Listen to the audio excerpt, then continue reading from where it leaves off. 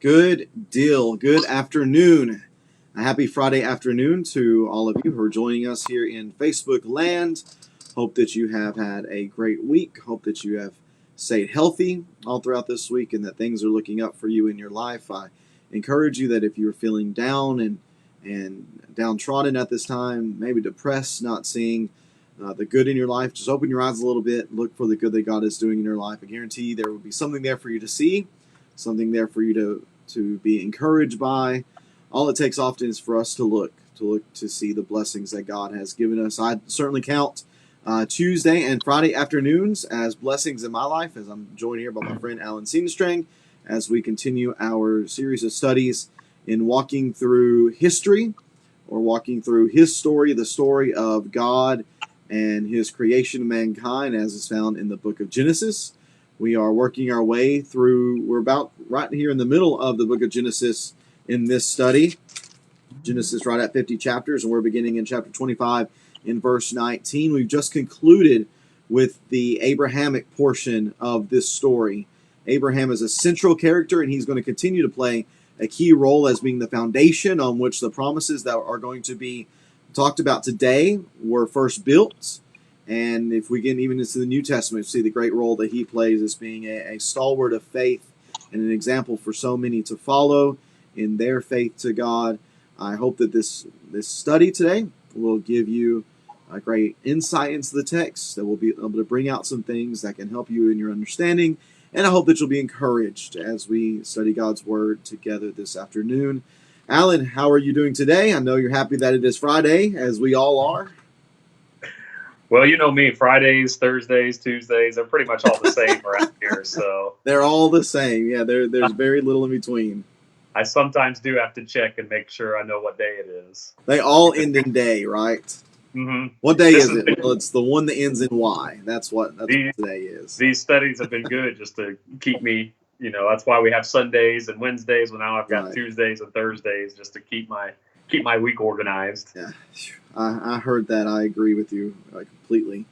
Well, thank you to everyone joining in. We have some here still hopping in this afternoon. Thank you for doing so. And let's get into the text. Alan, we are moving away from Abraham and we are getting into the life of his son Isaac, and it kind of just jumps right into it. Jumps right into his life beginning in chapter 25 and verse 19 of the book of Genesis. That we have here the family records of Isaac, son of Abraham, and there is a reminder that Abraham fathered Isaac, and it gives us a little bit of detail for what we just saw concerning back in chapter 24, where Rebekah becomes his wife. That took place whenever Isaac was 40 years old, and we see a similar problem in Rebekah that we actually saw in Isaac's mom, Sarah. Alan, why don't you introduce us to Rebekah and some of the trouble and difficulty that she and Isaac were having that's similar to what his parents experienced?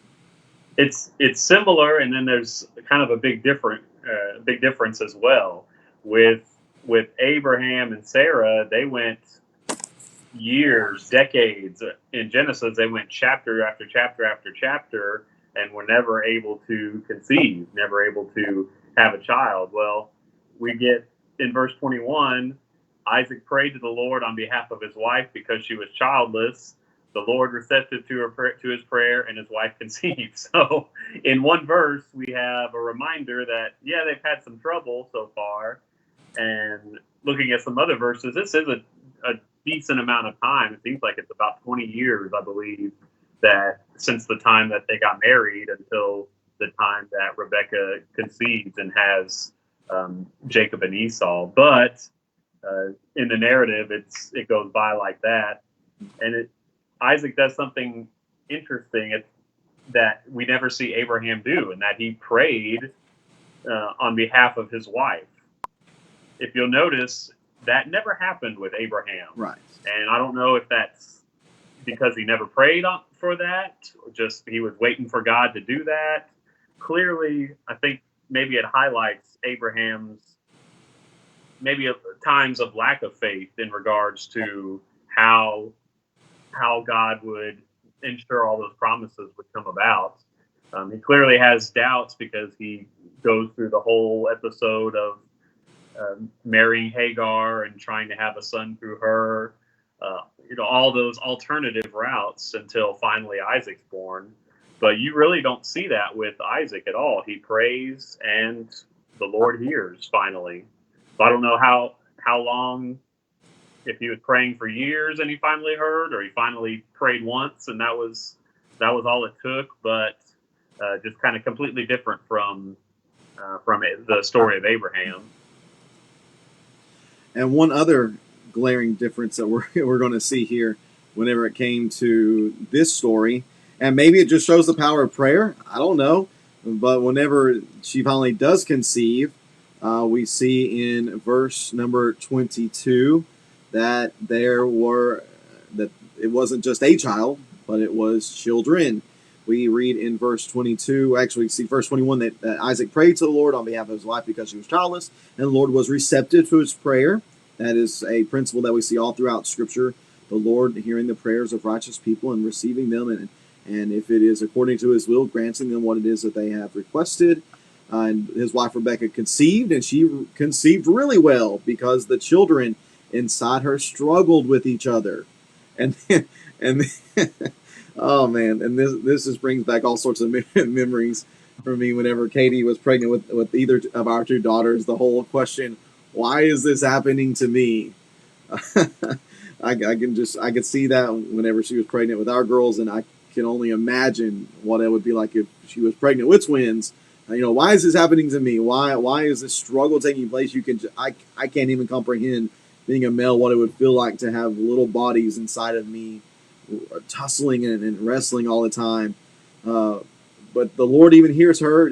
Actually, she goes to the Lord as her husband does, and goes to him and asks him about this. And this is what the Lord says to her: that two nations are in your womb, which she might say, yeah, I feel the two nations for definitely. I'm so full with these two children. But two peoples will come from you and be separated. One people will be stronger than the other, and the older will serve the younger. So what the Lord is saying here is he's not speaking literally, that there are literally two nations in your womb, but he's speaking figuratively, in a sense that from these two bodies, from these two boys that are in your womb, and she doesn't know, I assume at this point, that they are sons, but from these two sons, they're going to be born great nations. And not only will there be great nations, but there's going to be great turmoil between these two sons. And we're going to see that today as we go through this study between Esau and Jacob, who are going to be born, that there was great struggle as far as their relationships goes and the way they interacted with one another. And this prophecy, as all prophecies with the Lord are found out to be, it was very much true that the younger ends up usurping the older, which is a pattern that we have seen in Scripture thus far, where the younger brother, who would normally be seen as lesser just simply because he's younger and came second, actually is able to overpower and take over the older brother. And we see that here in regards to Esau and Jacob. And I mean, we see that literally right off the bat, like in the birthing process. The text tells us in verse 24 that when her time came to give birth, there were indeed twins in her womb. The first one came out red looking, covered with hair, like a fur coat, and they named him Esau. And after this, his brother came out grasping Esau's heel with his hand, so he was named Jacob. And Isaac was 6 years old when they were born.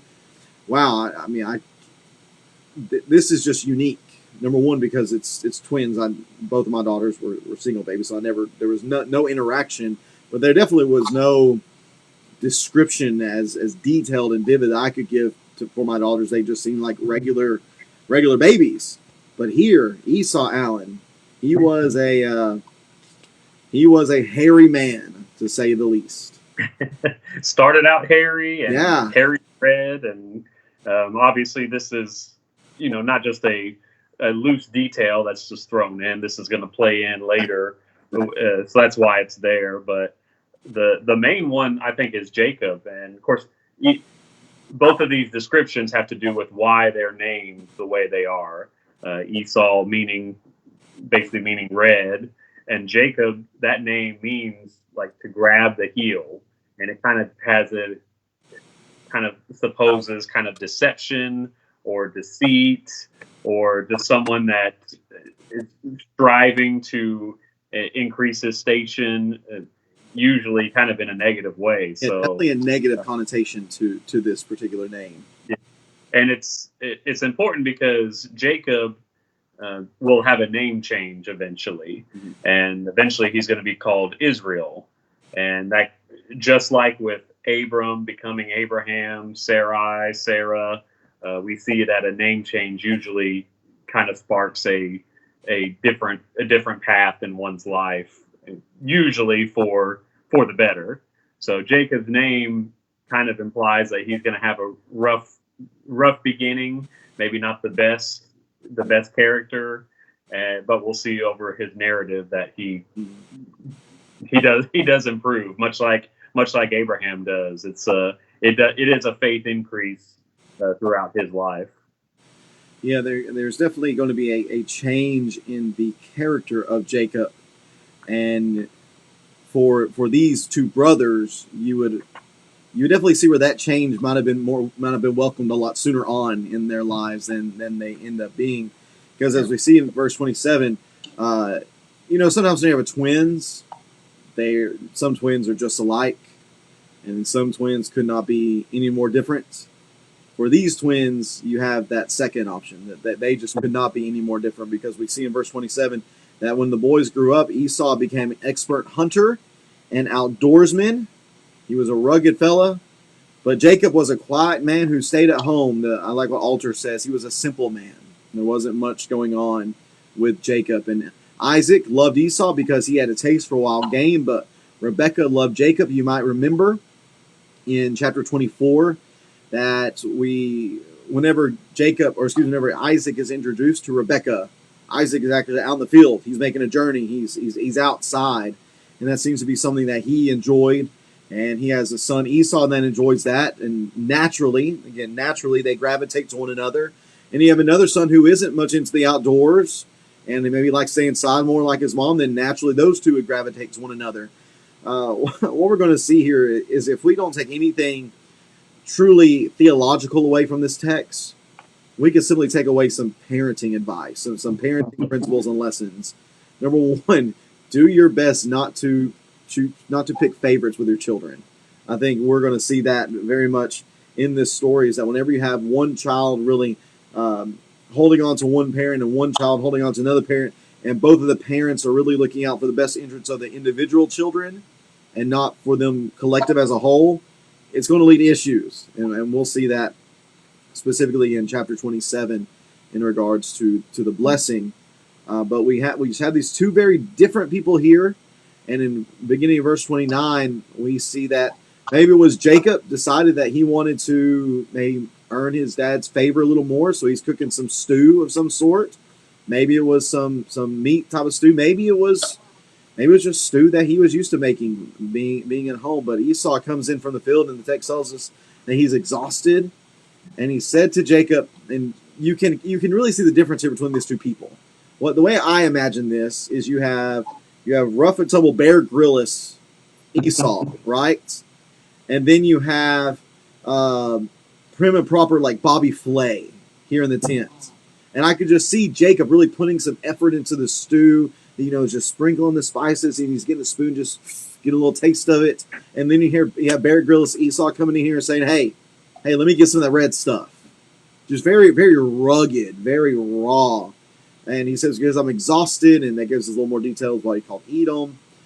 And here's Jacob, going back to kind of his namesake. Can we say conniving?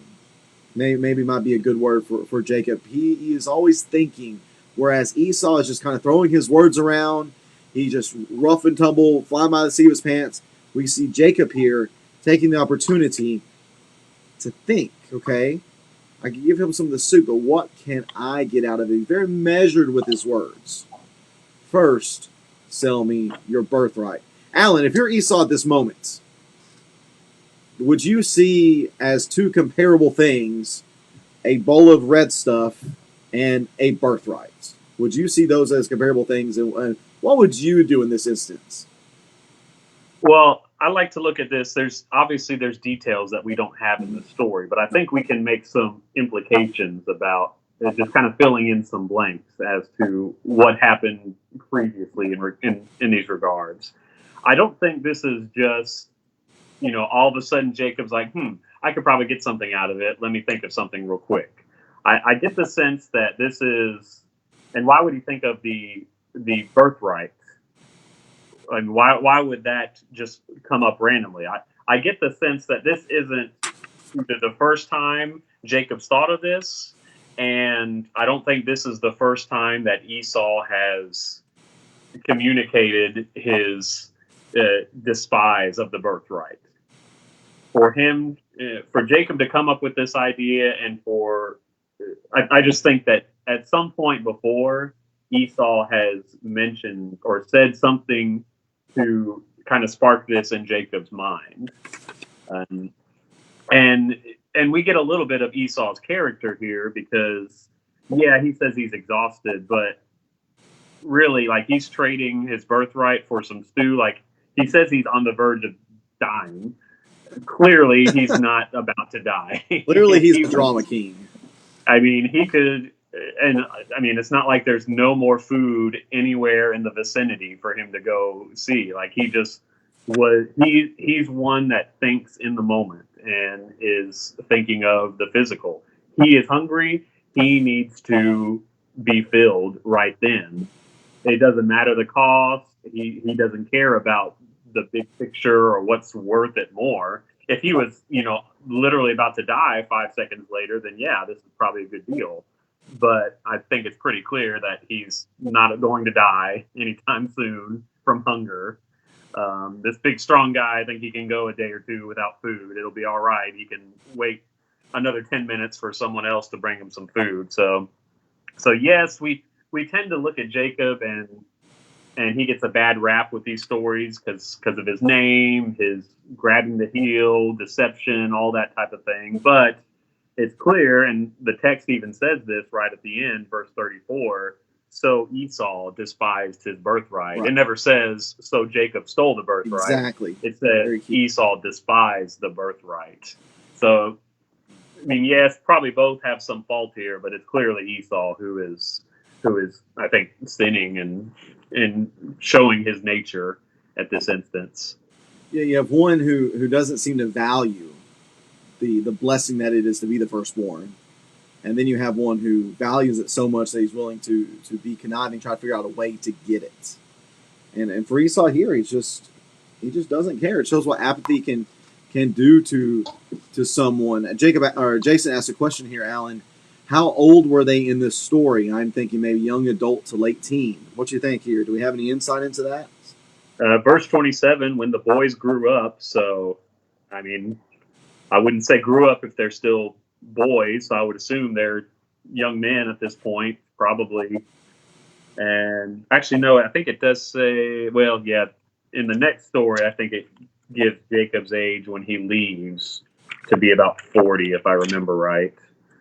But yeah, when the boys grew up, I mean, they're old enough to know what the birthright means. I mean, I would think they're even older than we think, honestly. I don't think this is 20-something-year-olds. This is probably maybe even 30 to 40-year-old guys here. We get some information about Esau later on.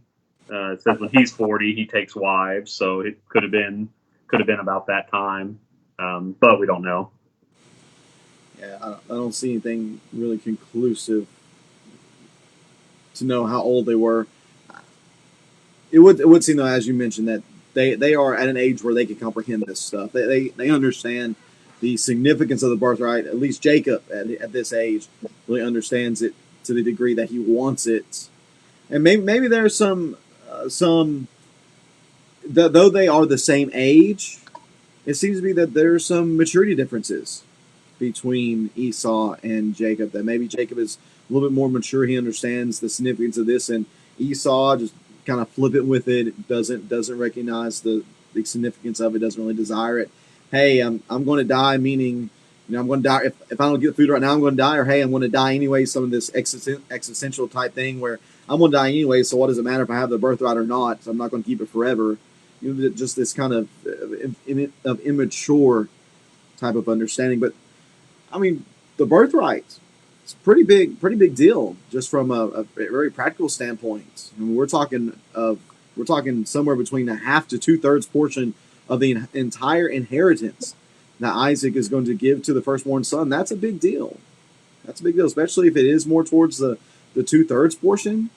That means the one who is not, or those who are left over, I mean, they're splitting up just a third of the estate, really. It is quite significant. But here, Esau just throws it away, despises it, doesn't see its value, and allows it to slip through his hands. It might be good here. We see, and we'll see it in chapter 27, the issue of the blessing. Mm-hmm. And I think these are two different things. Right. The birthright, from my understanding, is typically having to do with the actual physical household, like you said, basically money. Right. So the firstborn would typically, because as his birthright, he would get a double portion. Meaning, if you split with all the legitimate children, you would basically. So if you had, in this case, they have 2 children. So they would split all of their inheritance into thirds, and Esau would have gotten 2/3, and Jacob would have gotten the other third.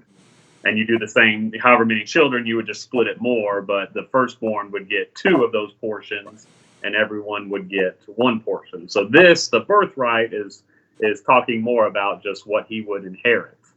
The blessing is going to be, and one is different from the other. Esau could have sold his birthright, but still could have gotten the blessing.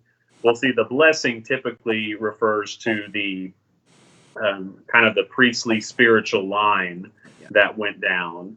And in the case of the patriarchs here, this also involved the promises as well, the spiritual promises, the promise of the seed, most importantly, that would pass through. So the birthright, not quite as important. The blessing is much more important, and that's why it gets a lot more screen time here in chapter 27. But we're starting to see why Esau is going to be passed over for Jacob in regards to that blessing. Not that Jacob is so great and wonderful, but you understand why he would get that compared to a man like Esau, who despises his birthright already, and eventually he's going to be referred to just as a profane man, someone that is more focused on earthly things and not spiritual things. So why should he be blessed with the spiritual things? Right, Jason, that's another comment that maybe in Esau's mind, having the birthright would have meant a greater sense of responsibility. And if he is this kind of immature man who's just focused on, being outdoors, hunting, fishing, doing that type of thing, he doesn't want to have to worry about blessings that come with being the head of a family, especially in regards to knowing his family and the importance that they are in the eyes of God for these great promises that have been handed down. All right, so we move on from this episode with Esau and Jacob concerning the birthright, and then we focus again more on Isaac. And there is another similarity that's found between his story and what we see in the story of his father Abraham, because it tells us that there was another famine in the land in chapter 26 and verse 1, which it sounds familiar in regards to what happened with his dad in chapter 12. And the text tells us that, in addition to the one that had occurred in Abraham's time, and Isaac went to Abimelech, king of the Philistines, at Gerar. And what we see the Lord doing is appearing to Isaac at this time. And the Lord says, do not go down to Egypt, which is what his father had done. When this famine had struck, Abraham took his family to Egypt. But the Lord tells Isaac here, don't do that, but instead live in the land that I tell you about, and stay in this land as an alien, and I will be with you and bless you. For I will give all these lands to you and your offspring. I will confirm the oath that I swore to your father Abraham. I will make your offspring as numerous as the stars of the sky. I will give your offspring all these lands, and all the nations of the earth will be blessed by your offspring, because Abraham listened to me and kept my mandate, my statutes, or excuse me, my commands, my statutes, and my instructions. So Isaac settled in Gerar. All right, Alan. These similarities continue to pop up from to show that the similarities between a father and his son. And surely in the life of Isaac, the apple did not fall far from the tree. In a number of ways, we're going to see some character flaws here in just a second, but also in the way that the Lord dealt with him, very similar to what we see in Abraham in chapter 12. What do you make, though, of the Lord coming to Isaac here and telling him, don't go down to Egypt, stay here and enjoy these blessings? Well, if he tells them don't go down to Egypt, you can see that Isaac was probably wanting to go down to Egypt. He was heading that way. Obviously, if we know our map, he's in Israel. The Philistines are kind of down here on their way to Egypt. So he's heading that general direction. So the Lord knows kind of his mindset. But to Isaac's credit, the Lord tells him, and he reminds him of all these blessings. And where Abraham kind of failed to trust in the Lord, he put his faith in Egypt and making sure his family's safe there from the famine. Isaac stays, and he places his trust in God's protection and God providing enough for him during this famine. And we see the pretty much the same promises given to Isaac just as Abraham had. And this is the first time that Isaac's receiving these directly as well, which is crucial because that's an indication that these promises will continue, that God is keeping his promise. He is, just as he said to Abraham, he's going to do the same things. Like, this isn't over just because Abraham's gone now. But because Abraham obeyed my voice, kept my charge, and all his commandments and statutes and laws, those promises will continue down through Isaac. And of course, Isaac stops. He doesn't go down to Egypt. He stays in the promised land in Gerar. Yeah, we'll notice here as we're talking about just some very basic principles that we can see in regards to families. Here we have an example of a father's faithfulness being a blessing to his children. And that could be seen in our own lives in a number of different ways. Our faithfulness to God is going to be a blessing to our children, and the fact that they're going to see a good example, someone that they can learn from. The blessings that we enjoy, those have the ability to be passed down to our children as well. It's just so important for us as parents to take seriously our charge of faithfulness and recognizing the example that we set for our children and how they're going to be looking up to us, and they're going to see what we're doing. And then just that there are very practical ways in which that faithfulness can impact them. And then there are times when our negative example can impact our children. Maybe they see us doing a particular thing, or they hear of us behaving in a certain way, and they're presented with the same situation, and they decide to do the same thing. Here, I think we've seen this before, Alan. Instead of Isaac's name being there, we've seen Abraham. Abraham's deception can be found a couple of times in Genesis chapter 12 and also Genesis chapter 20, I believe it is, because we see here in Genesis 26 and verse 7 that when the men of the place, that the place of Gerar where they're living, asked about his wife, being Rebekah, he said, she's my sister. For he was afraid to say my wife, thinking, the men of the place will kill me on account of Rebekah, for she is a beautiful woman. Man, I'll tell you, deja vu, because I think we've seen this somewhere before, Alan. Where have we seen this before? It's actually the third time we've seen this before. Once with another Abimelech, probably like a grandfather or something, just because of the time difference. And then back in explain to me real fast, Alan. You explained to me, because I asked you last time, talking about Abimelech, I asked the question, is this the same Abimelech? And what did you tell me, like, a good way to understand who these Abimelech people are? Well, it's probably not the same one that Abraham encountered, because that was before Isaac was born. It's a long time. Well, at this point, Isaac's at least 60, because we're probably, or at least 40. He's already married to Rebekah. So for it to be the same Abimelech is probably unlikely. But Abimelech just seems to be a kind of like Pharaoh, just a title, not a specific name. But I mean, we have dozens of Egyptian kings called Pharaoh. That's just their, like we say, president or something. They think like Caesar as well. Yeah, it's just the title name, not necessarily a specific name. So it's more than likely that this is just a different man. So whenever we find them in the same place, as you mentioned, we saw that in with the previous Abimelech, chapter 20, and then saw it as well whenever they went down to Egypt, specifically chapter 12 and verses 11 and 12. Basically, the exact same language is repeated by Isaac. It's just kind of flip flopped. I believe that the phrases are different. There it was, "You are beautiful. They will kill me because of it." Here it is, "They're going to kill me because you are beautiful." So they have to put on this charade then that that showed that they were not married, that they were brother and sister, and in this regard, that there was no at least half truth. They were not brother and sister. They were distantly related, but they were not brother and sister, and so they have to keep up this charade. Verse number 8 tells us that when Isaac had been there for some time, that Abimelech, king of the Philistines, looked down the window and was surprised to see Isaac caressing his wife Rebekah. So they've been there for some time, and we know how it is. Whenever you're in a place for some time, you get comfortable, and maybe, especially if you're trying to keep a secret, so trying to keep something on the down low, keep it hush hush.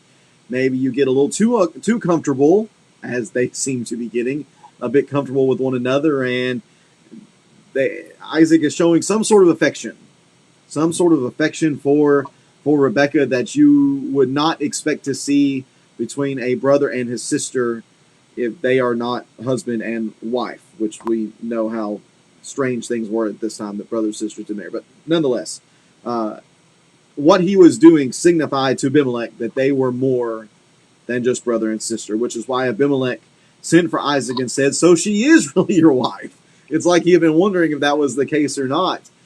And he asked, "Well, how could you say she's my sister?" It's a similar response to what we've seen with Pharaoh and Abimelech before. Why didn't you just tell me the truth? Why didn't you tell me the reality of the situation? Of course, Isaac says, "Because I thought that I might die on account of her." And then Abimelech said, "Well, what is this you've done to us? One of the people could easily have slept with your wife, and you would have brought guilt on us." So Abimelech warned all the people, "Whoever harms his wife, this man or his wife, will certainly be put to death." And that was something you brought up in one of these previous incidents, Alan, is it wasn't just the lying that was an issue, but it was the situation and the circumstances that Abraham's lies and now Isaac's lies could have put other people in. And we see that showing itself here in this text as well. Yeah, this is the only time nothing bad really happens from this. With Abraham's, in the instance of Pharaoh, there were plagues that were sent. Right, yeah. And then with the first Abimelech, there was infertility that happened. Something happened to where they knew that they couldn't have children. So Abraham had to pray for them to heal them, basically. We don't see that here, but terrible things could have happened because of this lie, which is, again, it's just unnecessary because God's going to, if you have faith that God will protect you. And at this point, it seems to me just because, I don't understand how Isaac and Rebekah could have lived there for a long time with two little boys and they not figure it out to this point. Yes. So I kind of feel like this chapter might not be in chronological order. I was wondering that earlier as well. It might have been in that interim period before, that when Rebekah was still barren, she hadn't born children yet. For the most part, Genesis is fairly chronological, but it's not necessarily always that. Mm-hmm. That wasn't the purpose that these Hebrew writers were focused on.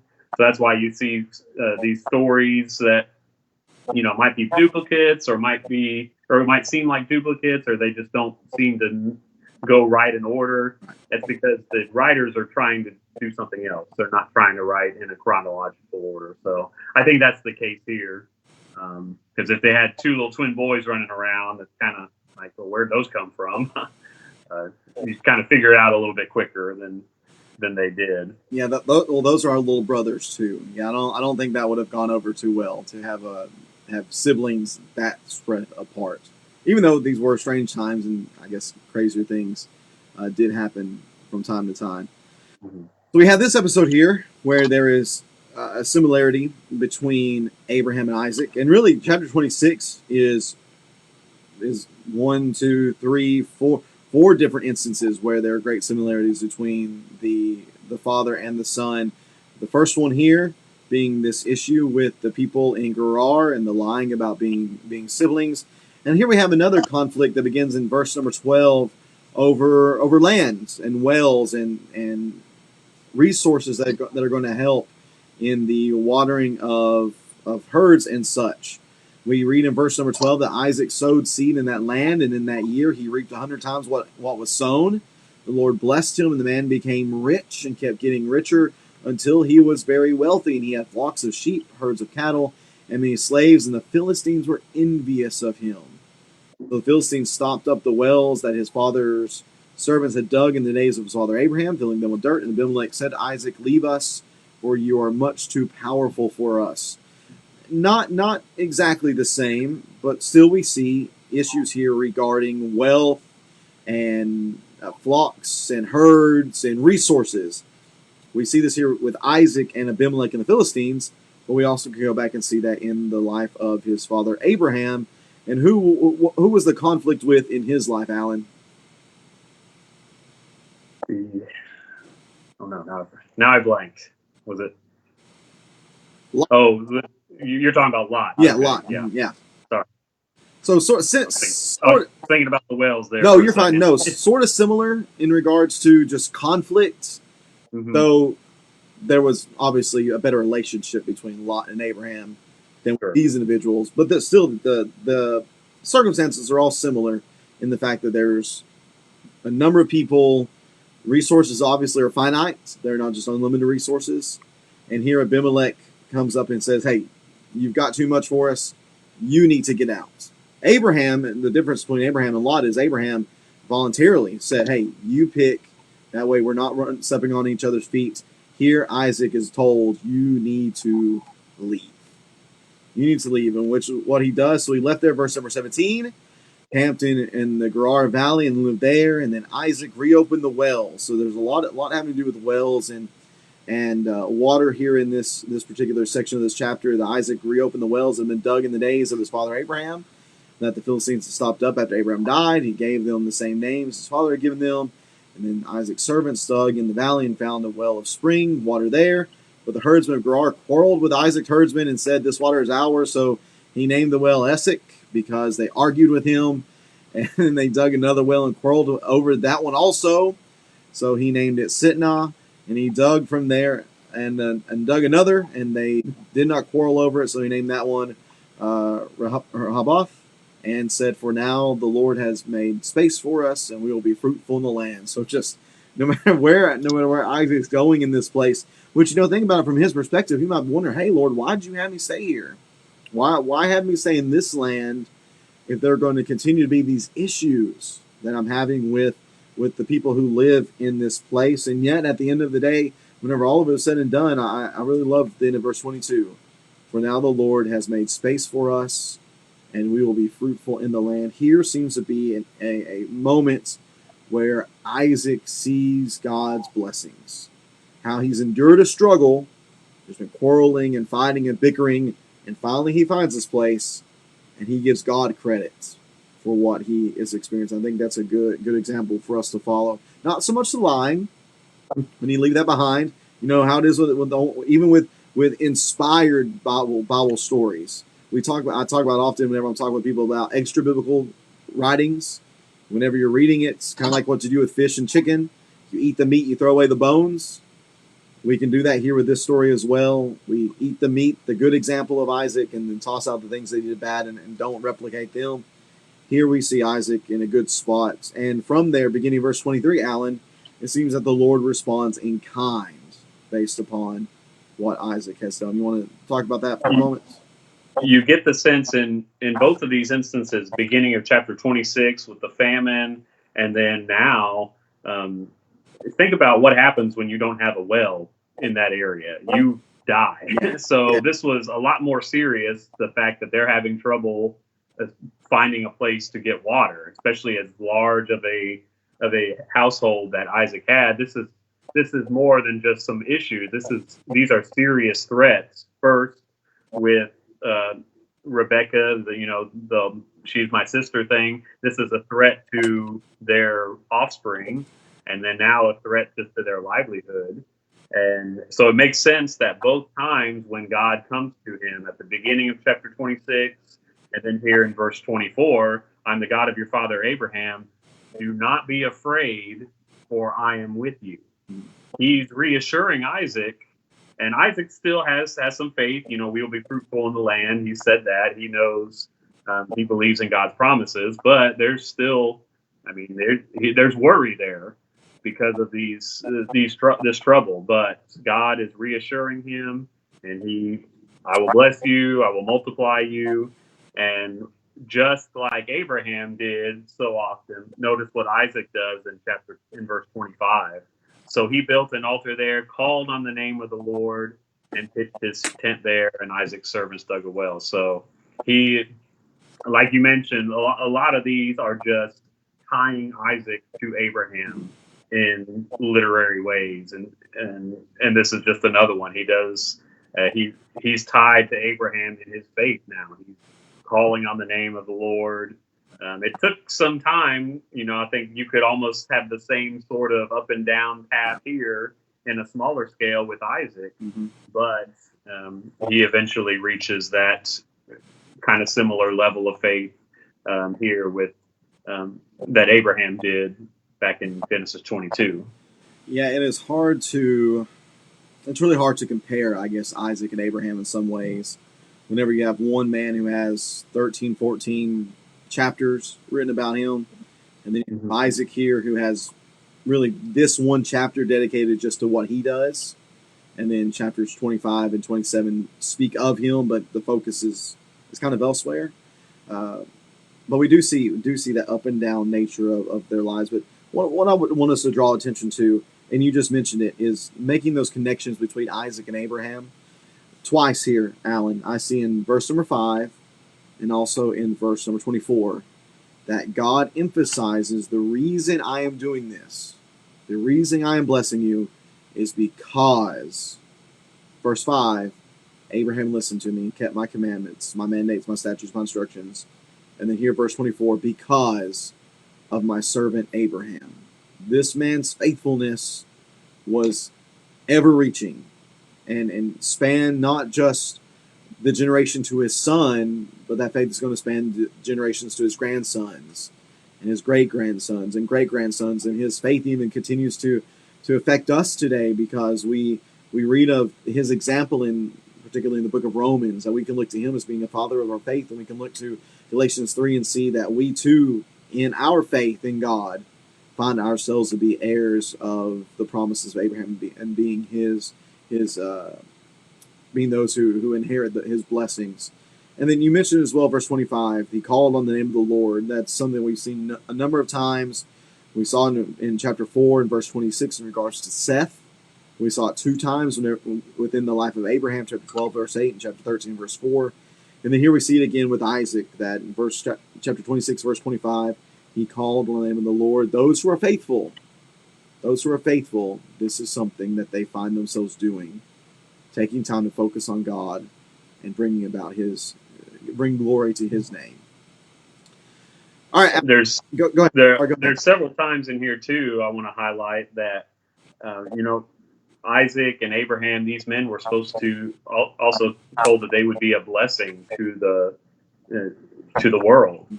And I think it's clear just by how they interact with some of these non-Jews or people outside of their family that it's obvious that they are a blessing.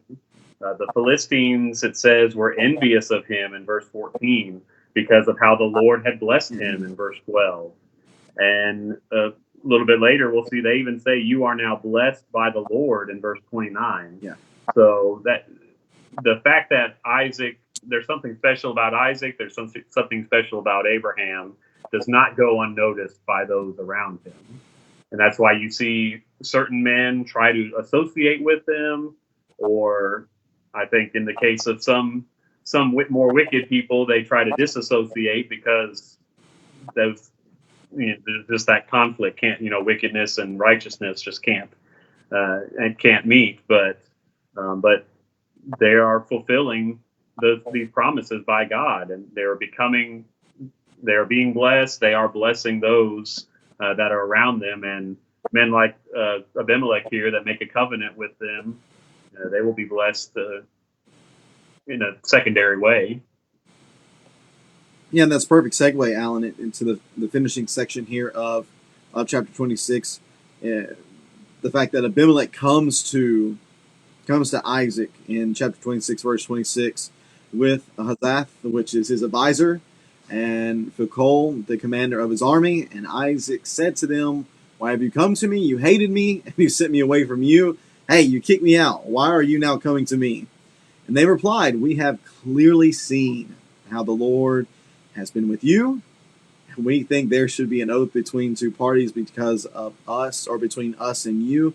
Let us make a covenant with you. You will not harm us, just as we have not harmed you, but have only done what was good to you, sending you away in peace, and you are now blessed by the Lord." And which everything they're saying is true. That there was an opportunity here for Abimelech to allow his anger at the deception of Isaac to result in some sort of wrath against him, some sort of punishment. But instead of doing that, he just sends him away, which is commendable on the part of Abimelech, which was, we can also look to the previous Abimelech and see some commendable characteristics on his behalf. So he sees what's happening between Isaac's family and how they're just continuing to be blessed in such a great way. We go back to verse number 12, where he was able to reap 100 times what he had sown in his harvest, which is just incredible to think about, being able to reap that much. I know, Alan, you like to grow some veggies and such in your backyard. How would you like to reap 100 times what you've sown back there?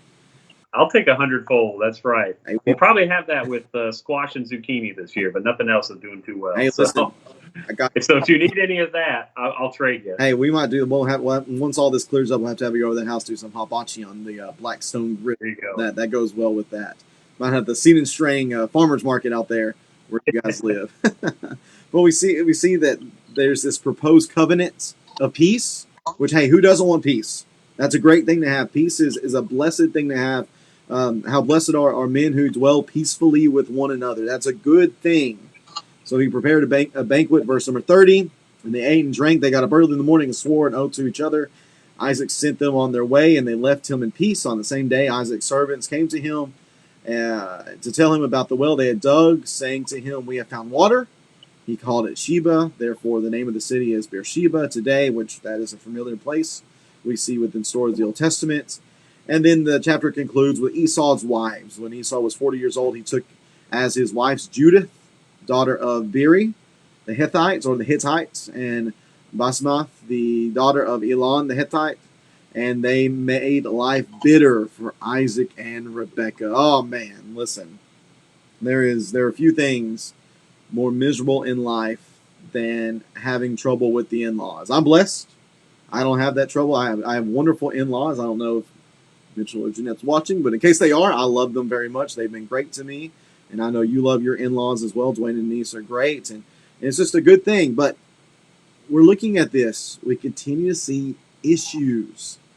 Continue to see issues in Esau's life. We see him being maybe immature, not valuing what's most important in chapter 25, and maybe here, instead of marrying someone that can help bring peace to the family, maybe we're inferring a little bit here. Maybe he just marry some girls that he thinks look good and that bring him joy, and therefore he doesn't care what happens with his family. It's just unfortunate to see the peace between Isaac and pagans in reality in verses 26 through 33, and then to see within this family, this covenant family of God, there not be that peace. I think this little 2 verses might go better with the next chapter. because remember what we said about what the blessing is, and that's what we'll cover in the next chapter. The blessing was the spiritual, that seed, that blessed seed. In your family, all the nations of the earth will be blessed. That blessing would come with this, what we call the blessing here. Well, what did Abraham know about that? He knew enough to want that seed or that line to continue with a blessed people. And he stayed away from those cursed people, and he sent to get a bride for Isaac from his family back home, someone from the Shemites, the descendants of Shem. He avoided those that were descended from Ham, like the Canaanites or the Hittites. Well, Esau clearly has no either understanding or probably more, he just doesn't care about that. He doesn't care about mixing with a cursed people that are to be displaced, to be removed from the land, that are wicked. He doesn't care about that. He's just taking wives from wherever. And notice he has two of them. That is a stark contrast from his father Isaac, who ironically is the only one of the patriarchs that is monogamous. We only see him having Rebecca in his however 100 and some odd 30 more than that 100 some odd years. He only marries once, which is different from even his father. 140, I believe, would have been. I think he lived to be 180, and they got married when he was 40, so 140-ish. When she died. So clearly Esau's just, he's not considering bigger picture, spiritual kind of things here with this, and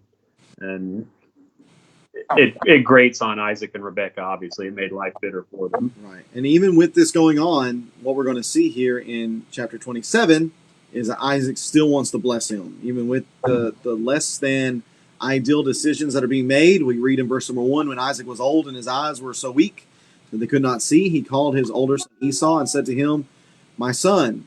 And he, being Esau, answered, "Here I am." Isaac said, "Look, I am old and do not know the day of my death. So now take your hunting gear, your quiver and bow, and go out in the field to hunt some game for me. Then make me a delicious meal that I love and bring it to me so I can bless you before I die." Here, Alan, is an extremely important moment in the lives of not only Isaac but also Esau. And yet I don't really see Isaac giving that much clout to it. Seems to be something that he's not really killing the fatted calf and calling together a party for. Although I would think that this seems to be a pretty significant deal. Why is he not making a bigger deal of this particular thing? What do you think? I wonder if that first verse isn't a little more figurative. I obviously think he's, old and he's blind, but, I think maybe that has something to do with his spiritual life as well. His eyes were dimming. He couldn't see or did not want to see. He didn't have that same level of faith here that he used to. Yes, like you mentioned, this is usually a bigger occasion. This isn't something that is done in secret. This is when you're blessing a firstborn, pronouncing these blessings. We'll see that with Jacob, with Joseph. I mean, they typically did that with the whole family present, so everyone would know. This wasn't something that was done in secret. This was almost like a formal.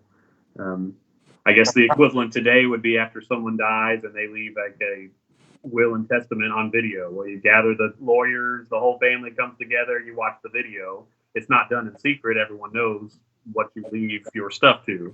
So the fact that this is done secretly, there's only Isaac, and then obviously we'll see that it's Jacob that's with him. There's no one else around to see this blessing. And you just have to wonder why. I think Isaac knows. There's no way he couldn't have known what was said about the two boys before they were born. Rebecca wouldn't keep that from him. And so he was naturally drawn towards Esau over Jacob. So therefore, there's that conflict of interest in his own life that Then he has two sons. He favors this one, and yet it's the other that is said will be ruler over the one that he favors. So it's a tough spot to be in, I think, from Isaac's perspective, and especially if he's probably at least 100 here, given that Esau's mentioned as having married wives there he was 40, so maybe at least 100, and it seems to be just the way the language speaks of. He maybe does seem to be in poor health. He's having to be told to sit up. He's having to be helped to eat this food. Maybe what he says in verse number 2, maybe that's legit. It's like, I just don't know. I don't know when I'm going to die. I'm not doing too well right now, but that could be coupled with what you said. He doesn't like what he's heard. He wants to maybe see if there's a way to get around that. To have his favored son, the rightful son. We need to mention that it was Esau's birthright to receive the blessing. We're not talking about the birthright. The birthright. We're talking just in principle. It was his right to have the blessing as the older son. And yet, what had been told was that wasn't going to be the case. So we're just following along the story thinking, okay, Isaac has it going. He's going to be able to give the blessing to whom he wants. And yet we read in verse number 5 that Rebekah was listening to what Isaac said to his son Esau. So while Esau went to the field to hunt some game to bring in, Rebekah said to her son Jacob, listen, I heard your father talking about your brother Esau. He said, bring me game, and I'll make a delicious meal for me to eat so that I can bless you in the Lord's presence before I die. Now, my son, listen to me and do what I tell you. Go to the flock and bring me 2 choice young goats. I will make them into a delicious meal for your father, the kind he loves. Then take it to your father to eat so that he may bless you before he dies. Jacob answered Rebekah, his mother, look, my brother Esau is a hairy man, but I am a man with smooth skin. Suppose my father touches me, then I will be revealed to him as a deceiver and bring a curse rather than a blessing on him. His mother said to him, your curse be on me, my son. Just obey me and go get them for me. So here is this plan to which they're going to get around that. They're going to use this to their advantage. Instead of just waiting to see what happens, they're going to go on the attack here. They're going to go on the offensive and go about this plan in order to trick Isaac into giving the blessing to Jacob instead. And I want to note Alan, before you give some thoughts here, I want to note that Jacob here, his concern is not with, hey, Mom, this is shady, this is unethical. No, that's not what he's concerned about. He's worried about getting caught. That gives us maybe a little insight into Jacob's character at this time. It was less than stellar, we might say. Well, yes and no. Clearly here, like, he's going to lie several times. Mm-hmm. He says, I am Esau, I mean, he says blatant lies, even to the point where he says, oh, the Lord has blessed me. Oh, that's bad. Yeah, he invokes the Lord's name in his lies. Not good. So that's about as bad as it gets.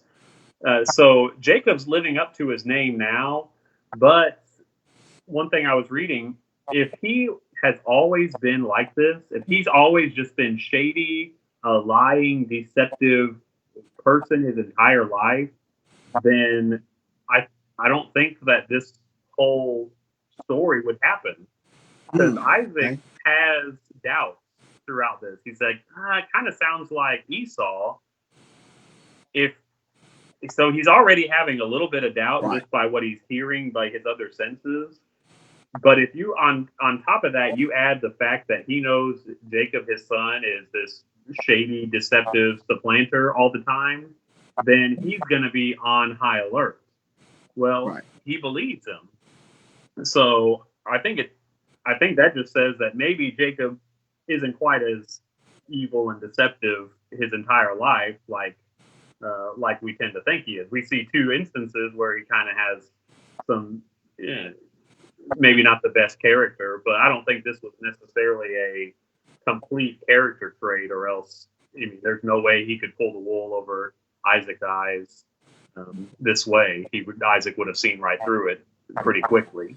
Yeah, it's harder to get away with a lie if people know you lie. Mm-hmm. They're going to be suspecting it. That's a good point you bring up.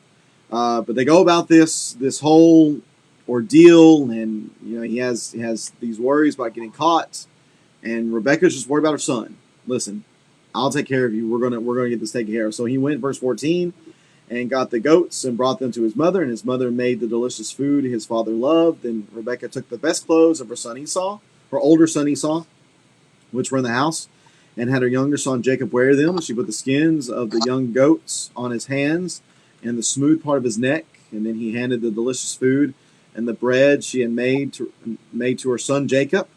And when he came to his father, he said, "My father." And he answered, "Here am I. Who are you, my son?"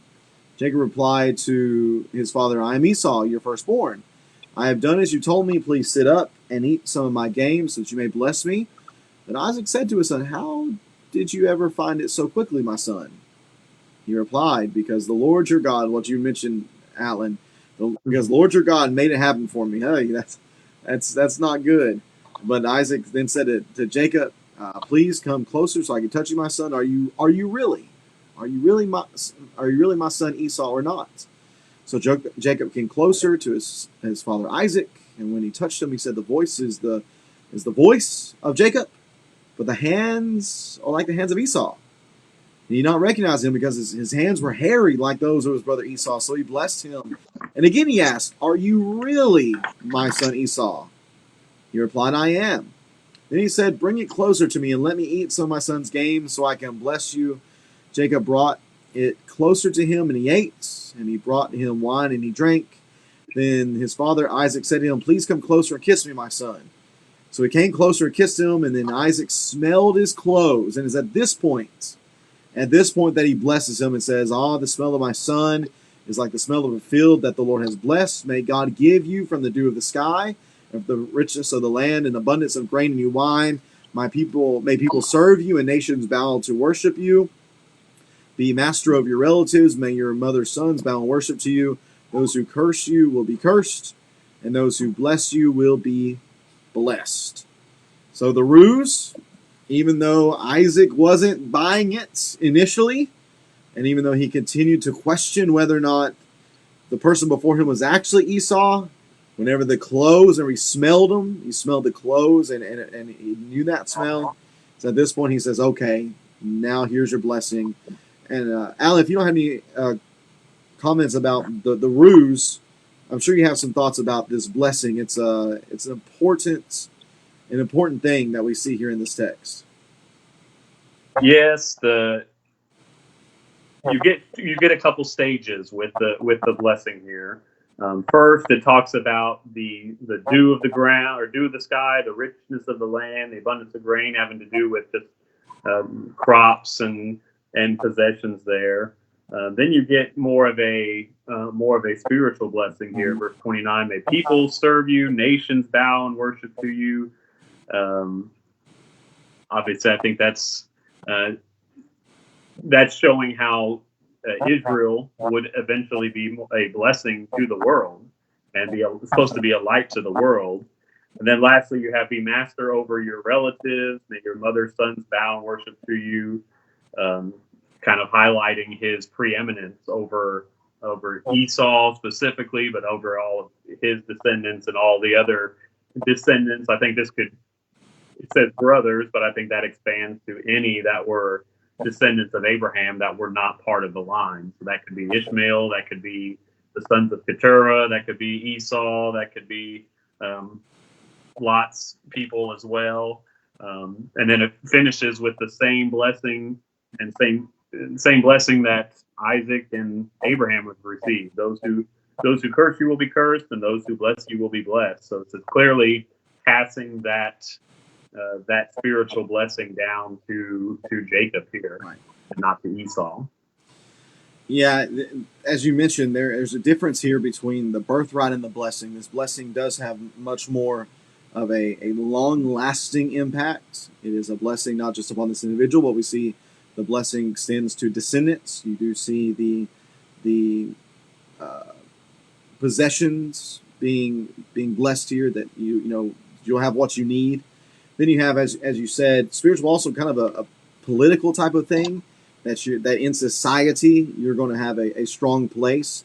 But then we can read into it and see even even a different sense in talking about the worshiping. Yeah, that might be taken in a political sense, but eventually, as far as we take the seed blessing, that all the nations of the earth will be blessed by your seed, that seed will eventually be worshipped in a true sense in the form of Jesus. And as it would be the case, which just makes this story have even more drama, you might say, to it. In verse number 30, we read that as soon as Isaac had finished blessing Jacob, and Jacob had left the presence of his father Isaac, his brother Esau arrived from his hunting.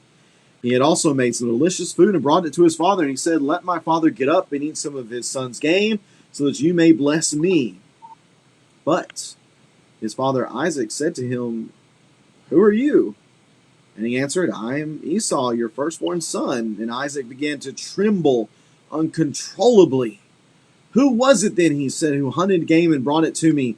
I ate it all before you came in, and I blessed him. Indeed, he will be blessed." When Esau heard his father's word, he cried out with a loud and bitter cry. The altar said this is a screaming, just an uncontrollable, angry scream, and said to his father, "Bless me too, my father." But he replied, Isaac replied, "Your brother came deceitfully and took your blessing." So he said, "Isn't he rightly named Jacob? For he has cheated me twice now. He took my birthright, and look, now he has taken my blessing."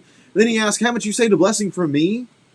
But Isaac answered Esau, "Look, I have made him master over you, and I have given him all of his relatives as your servants, and have sustained him with grain and new wine. What can I do for you, my son?" And Esau said to his father, "Do you only have one blessing, my father? Bless me too, my father." And Esau wept loudly. His father Isaac answered him, "Look, your dwelling place will be away from the richness of the land, and away from the dew of the sky above. You will live by your sword. You will serve your brother, but when you rebel, you will break his yoke from your neck." I tell you, you kind of feel bad for for Esau a little bit, don't you?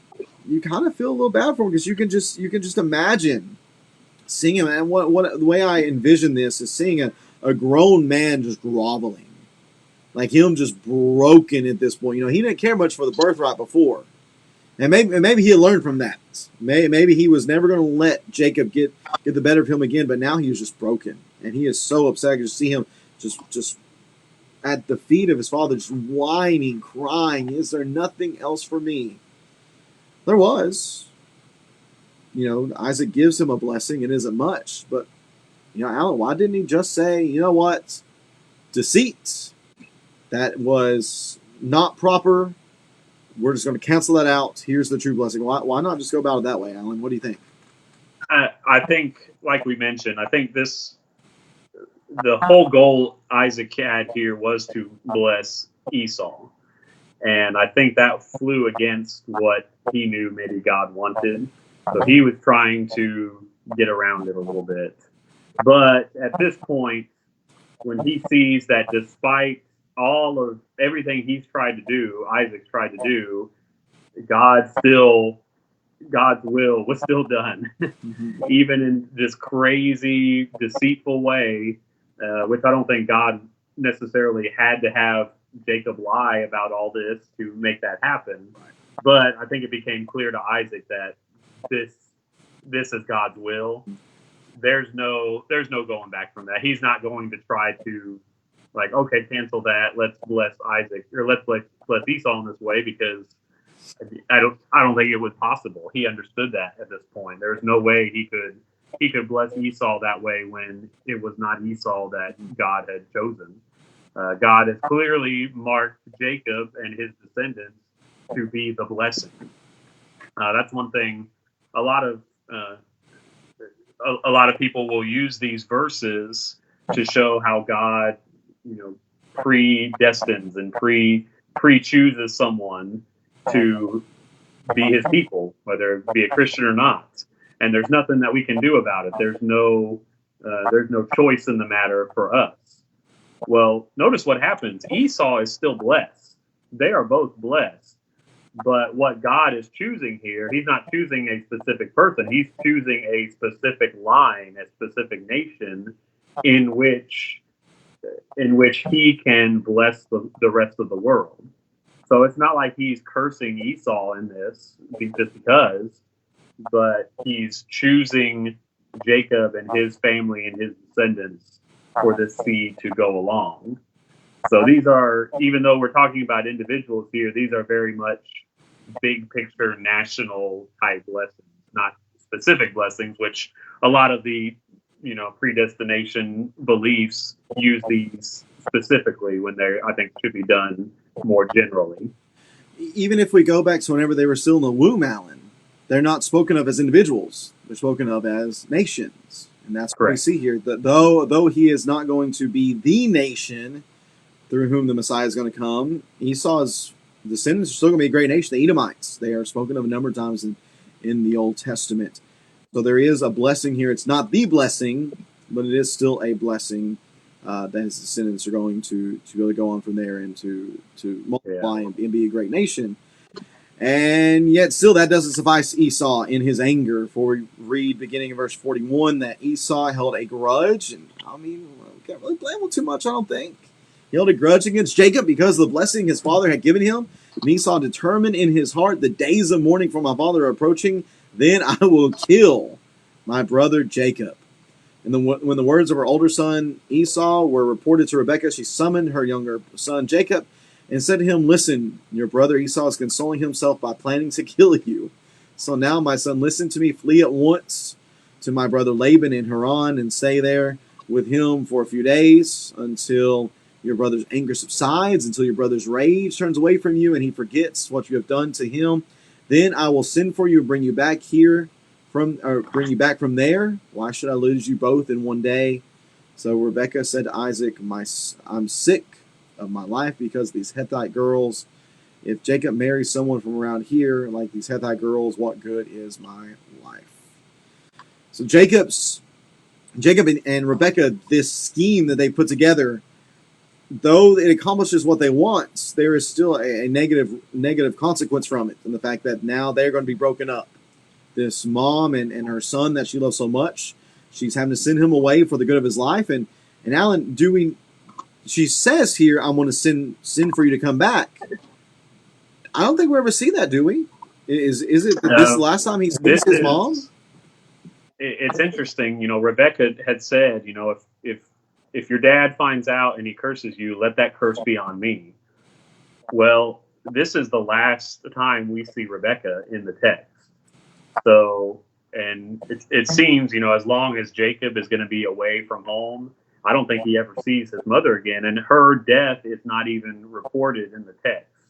So you kind of get the sense that curse, because of her actions in this, her deceit, kind of does fall upon her. You also, I want to highlight Esau here for a minute, because you get a lot of parallel. We tend to, sometimes we look at this and say, oh, Jacob is kind of the bad guy here. We feel bad for Esau. But we are starting to see a lot more parallels here with Esau and Jacob and another pair of brothers from Genesis chapter 4. Because notice Esau says he wants to kill his brother Jacob. Well, where have we seen that before? That was Cain. Yep. and Abel. And he never does kill him. His anger does go down, but I think this is identifying Esau. And just, we've already seen his marriage to the Hittites, his despisal for his birthright.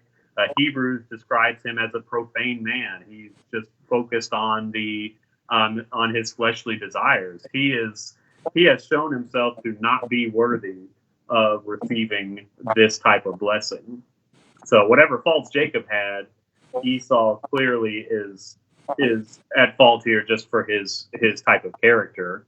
And it makes sense why God would have chosen for this blessing to pass through Jacob, even with his flaws. He's definitely a better option than Esau at this point. Not perfect, flawed, yes, but still usable. And I'll tell you that brings me some comfort knowing that though I too am flawed and not perfect, I have my own weaknesses and shortcomings. That if the Lord's going to use these people, and if I'm the same type of person with not being perfect, then we can have confidence that the Lord can. I can have confidence the Lord can use me, and He can use use anybody. All right, Alan, you got any closing thoughts you want to throw in here from this text today? A longer text. We had a lot to cover. Appreciate you all hanging in there with us as we considered this portion of the story. It just didn't make sense to really divide it up. We want to try to hit it all at once, and hopefully it was beneficial to you all. Alan, what do you have to close this out with? Anything? That's it. Just looking forward. We're kind of moving away from Isaac. He didn't really last too long now, but now we're going to be following Jacob for the next several chapters and some interesting stories with him. We don't want to promote something the Bible doesn't promote in the form of karma, but we'll say very softly, what goes around comes around, and we're going to see that here in this next chapter, chapter 28, and then 29 and 30, as well as we see some mischief that is coming back to bite Jacob in his own life. We're going to see that here in our next study on Tuesday afternoon. Thank you all so much for joining us. Thank you for comments, Jason. Thanks for some great comments. We really appreciate it, brother. Thank you for giving those to us. And just invite anyone that if you have comments, questions, please feel free to drop them in the comment section. We're monitoring that so you can participate in that way. And we're just thankful that you listened in. Hope that you were blessed by our study. Hope that some of the principles we brought out have been good reminders to you, and hope that you can use the lessons that we have highlighted in your life to be more pleasing to God. And I hope, if nothing else, it's been good that we've been in God's Word this afternoon. And that's always time well spent. And we're thankful that you joined in with us in that regard. Hope you all have a great rest of your Friday. Hope you have a wonderful weekend. Hope you're able to worship the Lord and study His Word on this upcoming Lord's Day. And if you have any questions, comments that we can help you with, please feel free to reach out to the inbox here on the Facebook page, and we'll get back with you as quickly as possible. Thank you all so much. Have a great rest of your day. And we invite you to join us back on Tuesday for this study, and also invite you to join us on Sunday morning right here on this Facebook page at 11 a.m. for a study from the Gospel of Mark as we look at Jesus calming the sea and the incredible implications of Him being able to do such a thing. Hope you'll join us then, and may God bless you until we're able to study together again. Take care. Have a great rest of your weekend.